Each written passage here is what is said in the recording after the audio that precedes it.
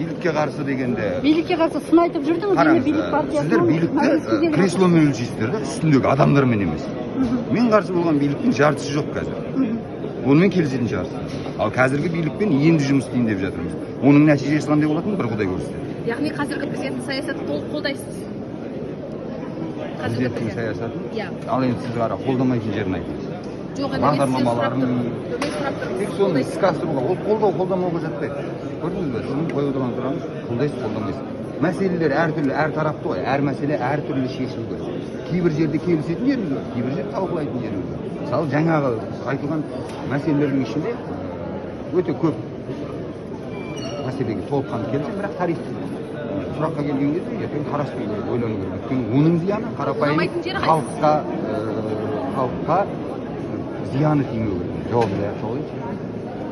Тілден басқа қай жер ұнамайды сізге президент саясаты?